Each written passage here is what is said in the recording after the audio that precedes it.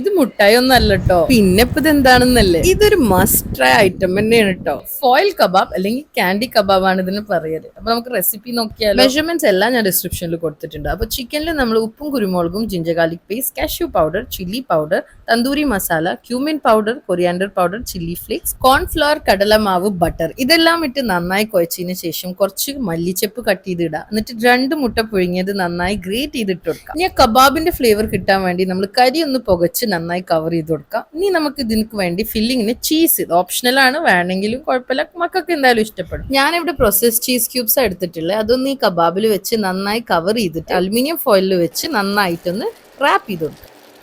Just ഒരു ക്യാൻഡീന്റെ രൂപം വരുന്ന പോലെ ഒന്ന് റാപ്പ് ചെയ്ത് കൊടുക്കുക. അങ്ങനെ നമ്മളെ എല്ലാ കബാബ്സും നമ്മൾ അതേ രൂപത്തിലൊന്ന് റാപ്പ് ചെയ്ത് കൊടുക്കുക. അതിന്റെ ഒരു ബെനിഫിറ്റ് എന്താന്ന് വെച്ചാൽ നമ്മൾ ഇത് ഡീപ് ഫ്രൈ അല്ല ചെയ്യുന്ന, പൊള്ളിക്കണ രൂപമാണ്. അപ്പോൾ പാനിൽ കുറച്ച് ഓയിൽ ഇട്ടിട്ട് അതിൽ ഈ ഫോയിലിൽ ചുറ്റിയ കബാബ്സ് ഒക്കെ നമ്മൾ ഇട്ട് കൊടുക്കുക. എന്നിട്ട് ഒന്ന് ഒരു 6 to 7 minutes മീഡിയം ഫ്ലെയിമിൽ തിരിച്ചു മറിച്ചു കൊടുത്താൽ നമ്മളെ സംഗതി റെഡി ആയിട്ടുണ്ട്. ഇനി നിങ്ങൾക്ക് ഇഷ്ടമുള്ള മിന്റ് സോസ് റെഡി ആക്കിയിട്ട് അതിന്റെ കൂടെ ഇത് നിങ്ങൾക്ക് സെർവ് ചെയ്യാം.